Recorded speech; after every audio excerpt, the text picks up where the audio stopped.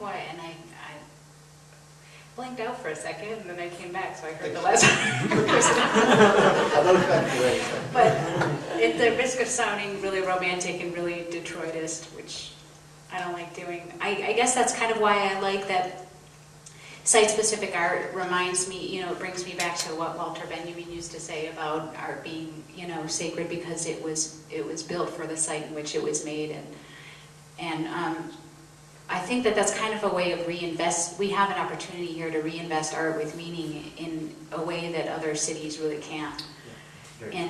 And so I guess it's not so much about what Detroit is, but about what we can do for the art world at large, you know, because we are kind of divorced from capitalism. And there's a couple things going on here. You know, in the most advanced kind of discussions, progressive discussions in Europe, through something that I would encourage you, if you don't know anything about the Autonomia movement, Italian progressive political movement, there's talk about something called the social wage. If everybody just drew a check, and then, so let's set aside the idea that you got to find a market on which to sell your ass, regardless of how you do that. I'm going to be a graphic designer and make art, quote unquote, at night. I'm going to figure out how to get commissions and, you know, work it that way. I'm going to teach, or, you know, whatever. If and this is really utopian, I understand in America where, you know, nothing is free. But think about this idea of the fact that if you could take that out of the equation, what could you do? And, you know, I understand again that that's utopian, but why not? And once again, this idea got traction in Europe right now. Everybody it's understood that everybody has a certain right to life.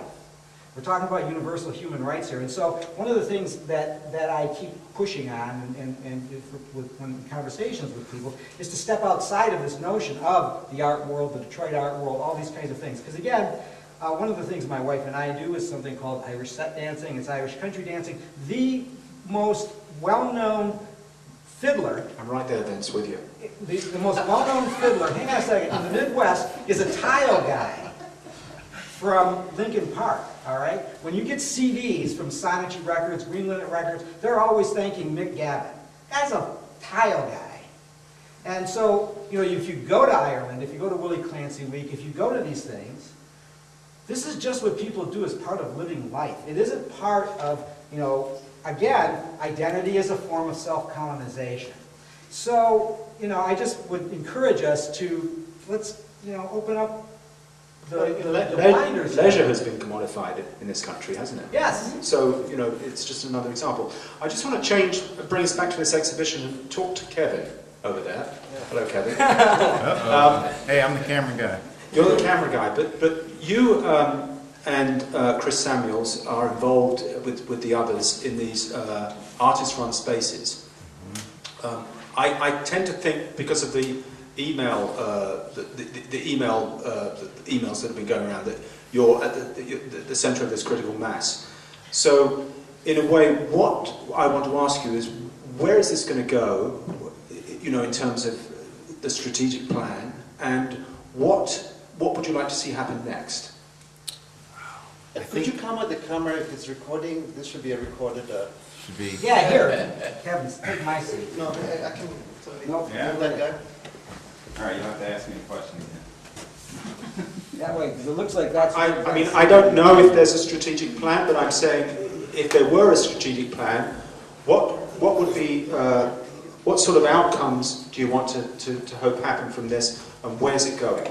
I think that initially the thing is,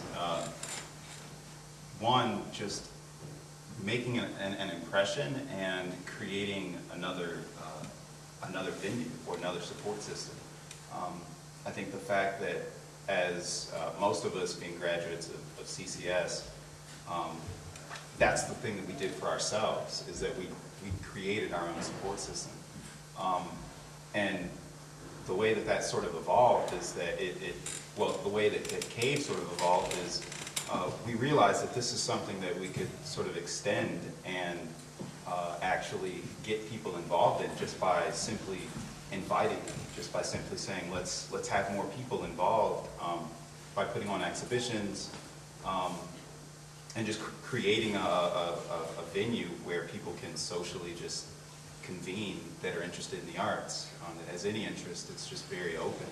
And I think that the strategic plan now is just to keep going, functioning. just keep functioning, because it's difficult in the sense that you want as many people to come out and support it, but it's like you're trying to find your footing, and there's like I have to network, or I have to do all these other things, and you end up being split between making work and then running this sort of social network thing, but not making it seem like it's very cliquey or insular.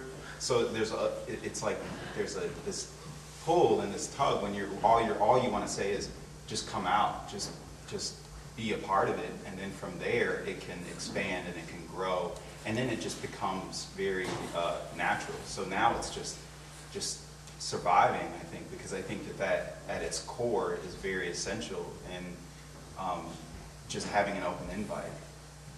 Yeah, I always think of these things because, you know, these things are somewhat cyclical, and it's a bit like the Beatles, and, you know, in the sense that you work with these people, you're very intense with them, and there's a little bit of competition, and you just wonder how long you can keep it going without killing each other. And then what's the next thing? How does your ambition form into the next evolution of this thing that you've got, you know? Yeah, I think that it says to really just to expand. I mean, I'll fantasize and I'll talk to my girlfriend, who also is in the studio space with me, Vanessa Merrill, and I say, so what would you do if you had won that $333 million?